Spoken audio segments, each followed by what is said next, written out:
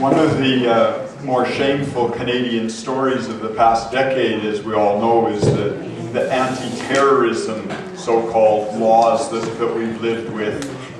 Thanks to technology, as part of our celebration and our event this afternoon, we are able to have from a distance a special guest who can speak to some of the effects of these actions of the Canadian government more powerfully than any of us can imagine. And so Doug is online, I believe now, with Sophie Harkat, and she should be with us on the screen, and I'm going to just turn things over to them for a conversation over the next few minutes. Should the guys from Mad Science be with us? Well, welcome to Edmonton, Sophie. Thank you very much for having me, and happy 10th anniversary. I hope you guys are having a good afternoon. Woo! I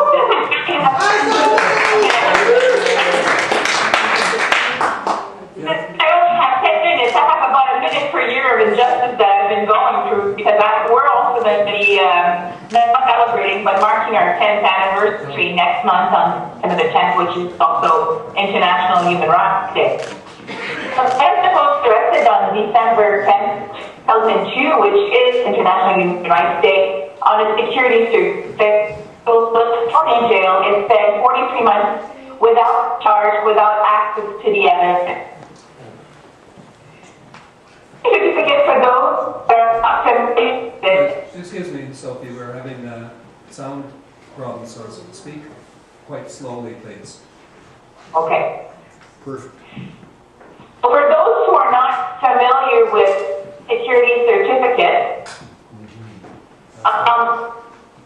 basically, when you give an agent report, every sentence starts with, we assume, we believe, we think that in the past, present, or future, this person may be a threat to national security or may be involved in terrorism.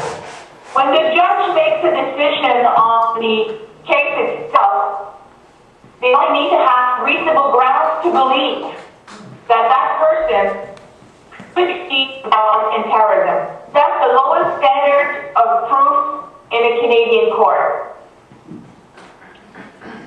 I've been put in jail for 43 months, and in 2005, we lost the first certificate. In 2006, my husband was released under the toughest bail conditions in Canadian history.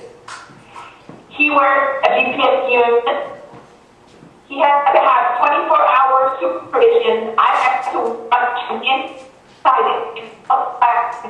Only 3 minutes have the green light from the federal court to do the supervising. When my husband was released, I became a full-time prisoner in my own home, and I became a full-time jail guard to my husband. Basically, it was just transferred from one prison to the other, except now my whole family was under bail conditions. He had no access to the backyard. There were surveillance cameras in the home. The mail is intercepted. The phone is intercepted. He had a curfew. He could only go out 3 times a week for up to 4 hours. And every outing had to be pre-approved at least 48 hours in advance by the Canadian Border Service Agency. For example, the grocery store, the Tim Hortons, everything had to be pre-approved. You can not go to any of those locations that was not pre-approved. Well, the person that my husband was in contact with had to be pre-approved by the Canadian Border Service Agency. Had to go through a criminal record check, had to provide photo ID, and every time they came in our house, we had to report them, and they were also on surveillance camera. Every time we went out during those pre-approved outings at those pre-approved locations, we had sometimes 2 to 6 CBSA officers in vehicles wearing bulletproof vests, carrying weapons, following us around during our outings and monitoring everything, making sure that I did my job as a supervising security, watching my husband. And now he has to report once a week. The conditions changed in 2009, most of them were dropped. Suddenly, when the government evaluated the case and said my husband was not as big of a threat, and lifted almost all the condition except for the GPS, he has to report once a week. He cannot use a cell phone or a computer. My computer right now is on lock, so I am in an office with a lock. So we are still somewhat in a jail because my husband cannot access this office. And he was never able to access internet or cell phone. So there's no cell phone allowed in my house or BlackBerry or anything with internet connection. And now we have to get permission to leave Ottawa. And we've been denied permission to leave town on numerous occasions. For example, for our 10th wedding anniversary, we couldn't go to Niagara Falls. And we've been denied a couple of outings to various cities.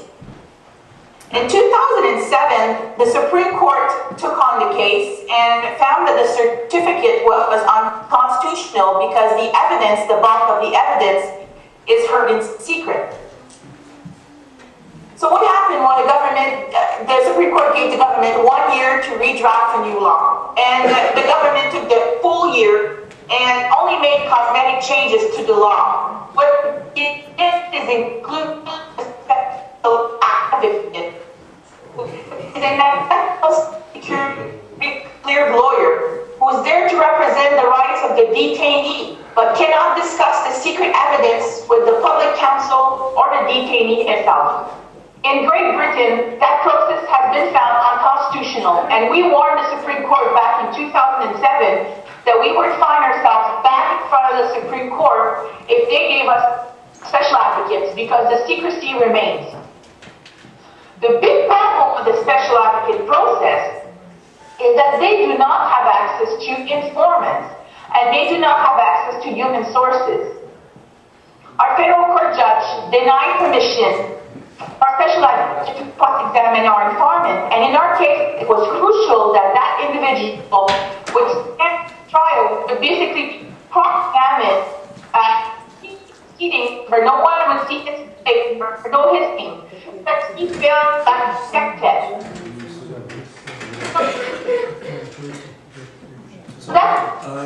Just wait a moment until the Skype catches up to buffer.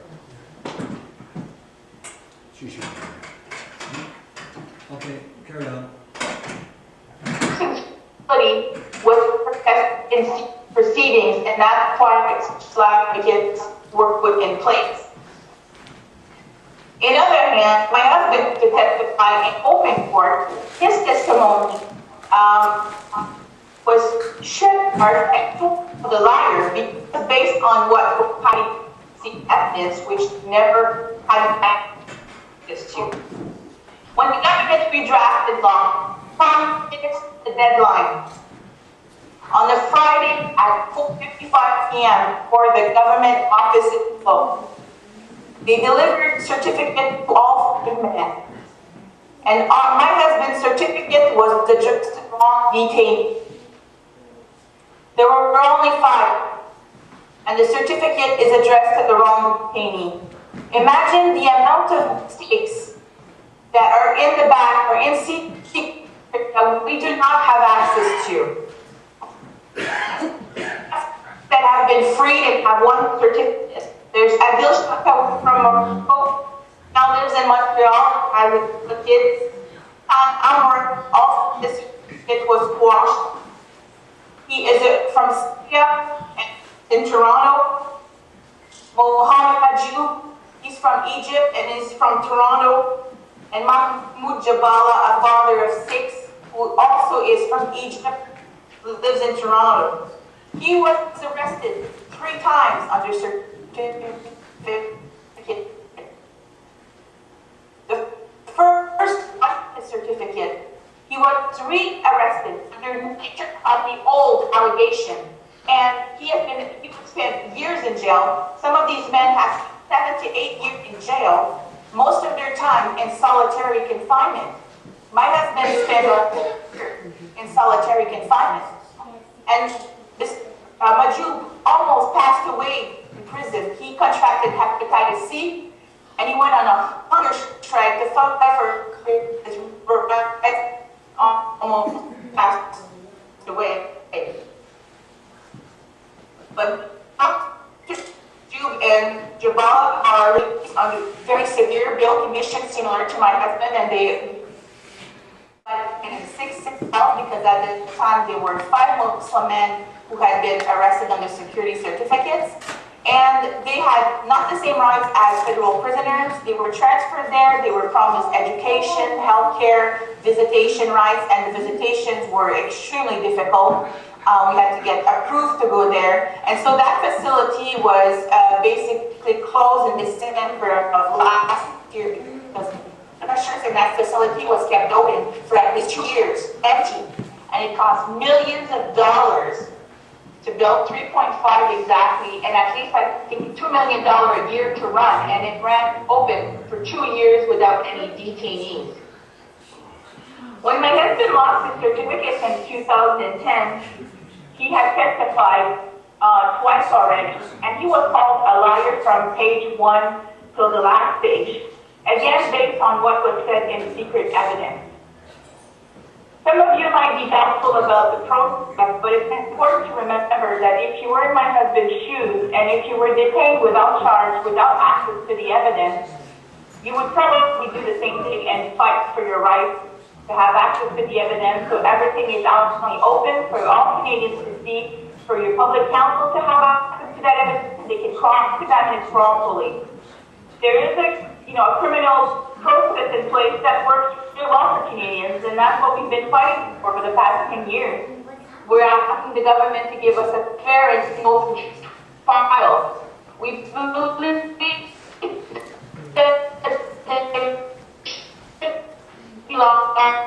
for the Canadians, but we also believe that there should be a process, and I think the due process.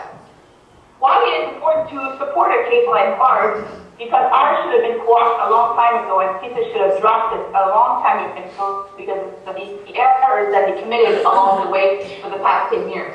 Like I mentioned before, our informant in our case failed the lie detector test, and CISA failed to tell the court. And the judge found it out through his own investigation. It was just recently in the news that the evidence used most of the security certificate cases comes from or derives from torture, especially in the case of Mr. Jube and where we know it comes from the regime. So we know that recently the public safety minister sent out a memo telling TBSA and CSIS that they have the green light to use whatever information comes from or derives from torture if it is useful to them. So we know that the Harper government supports the use of torture. In fact, all original material were destroyed. Intercepts, interviews, notes. That was taken to Supreme Court by Shakawi in 2008, and the Supreme Court ruled that it was unconstitutional and that CSIS needed to put these policies in place and keep every piece of information when you're investigating a case. In our case, we have nothing original. All we have are summaries. And as you know, in summaries, it goes from one person to the next, and the amount of error multiplied by the time you get a transcript of a summary. And it's also crucial because in our case, it plays a huge role. They say that there were some so-called intercepts or conversations between individuals, some of them my husband was not part of, are being used against my husband to say that he was running a guest house in Pakistan, and my husband has been denying, thanks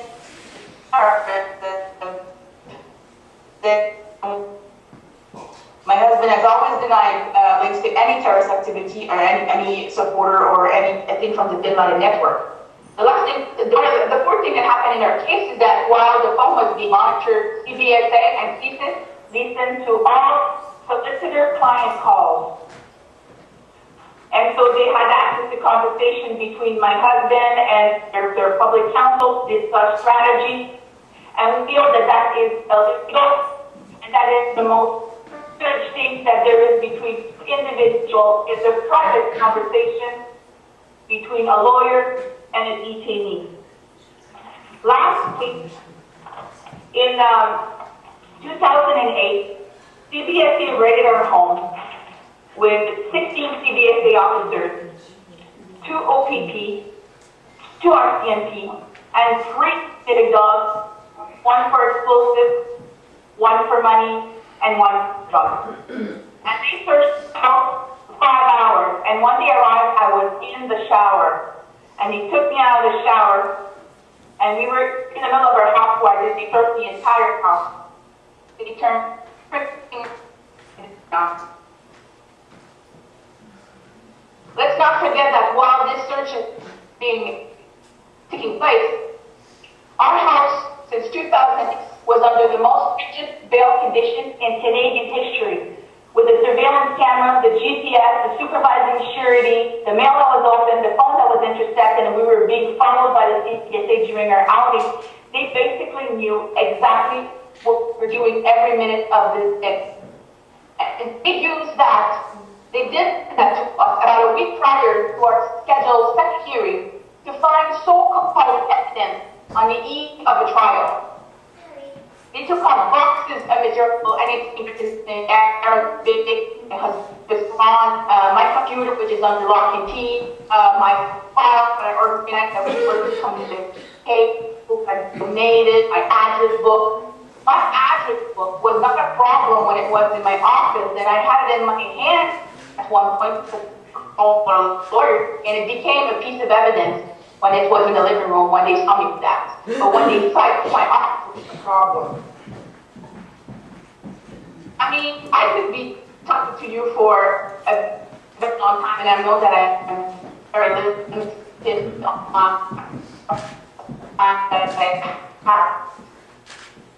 for 10 years now, and just recently, last court has granted us leave appeal, so we'll be appealing again on 3 questions. 1 on the constitutionality, 2 on that is performance when they're crossing and is proceeding. We were promised that it would happen, so the special action never passed the individuals and human sources and some in perhaps at their own trial. And thirdly, because the government uses visual evidence against my husband, and the case is still built on my position of evidence, and that was found unconstitutional by the Supreme Court in 2008.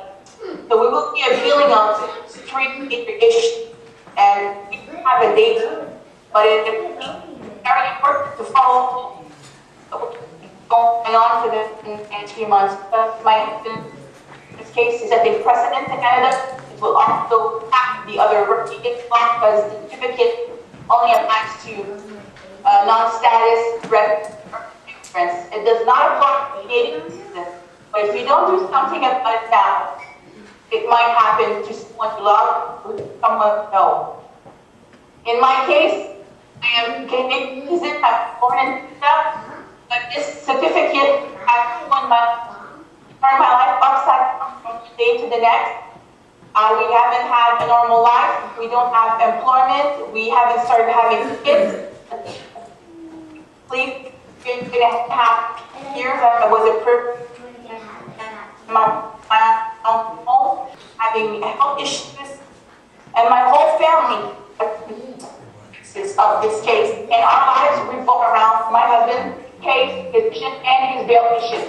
So we have dehumanized and humiliated for the past 10 years, and all that based on evidence because the government thinks that my husband is a threat to national security.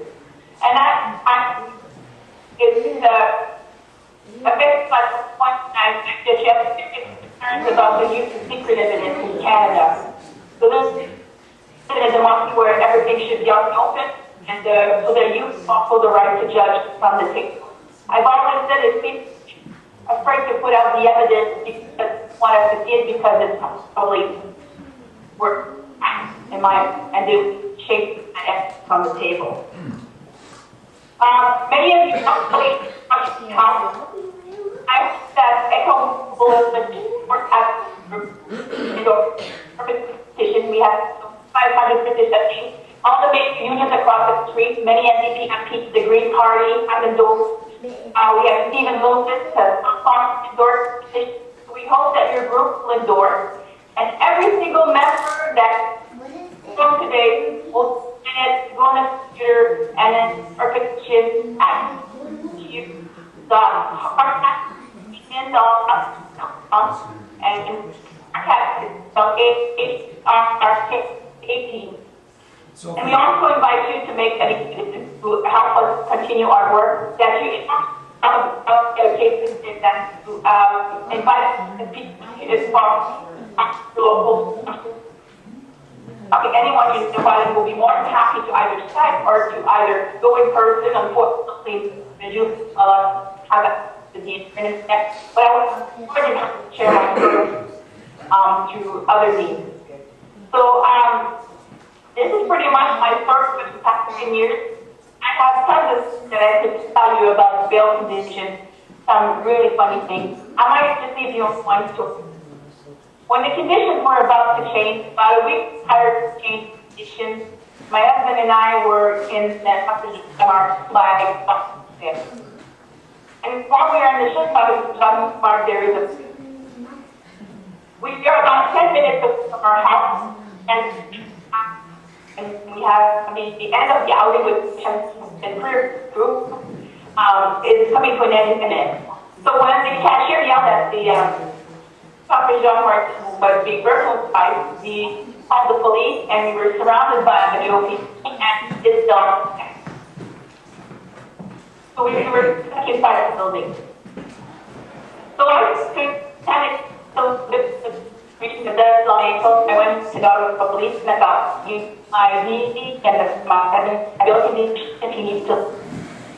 And the other didn't seem to be very familiar with my case. He's only people in Canada for GPS and the case of Hassan. Yeah, so there's only about 30 seconds. okay, Sophie, you're breaking up on our end in Edmonton. Pardon me? You're breaking up on our end in Edmonton. So I think what we'll have to do is terminate the conversation quickly. But our MC today, Jim Gurnett, is going to show the petition to everybody who's in the room now and ask that both that the Edmonton Coalition Against War and Racism sign it and individuals sign as well, because we do have the petition here. So I guess I would like you to close now because the sound is broken up. There's something, the buffering isn't working properly on the Skype system. So should I finish my story and just wrap it up? Yeah. Anyway, just to make it quick, the CBS officer comes in the building and says to me, for them, and I said, you're not just me, I'm a Canadian citizen. And the Ottawa police didn't understand how the CBSA was in the building, so they showed their badge to the OPP and said, where's CBSA? And the OPP said, what? I said, we're the Canadian Border Service Agency. And they looked at each other and said, what? And they said, it's right at the border, we're the guy at the border. And they didn't understand why the Canadian Border Service Agency got besides me, who was freaking out after 3.5 years of the very difficult condition. I just couldn't take it anymore. And about a week later, I finally got my husband out, and I got him on time out of my own will, because I didn't want to reach the condition. But all that to say that was one thing led to the next. They parked in front of our house one year for 8 hours during Christmas with a running car, because on Christmas we had a special outing and you were allowed 8 hours instead of 4. And the entire time they sat in front of the house with the car running. And this year we still have to deal with that. So I would like to wish everyone a happy holidays and may justice prevail for our case and for everyone else who's fighting for a good cause. And thank you very much for your time, and I hope you take the time to endorse the petition.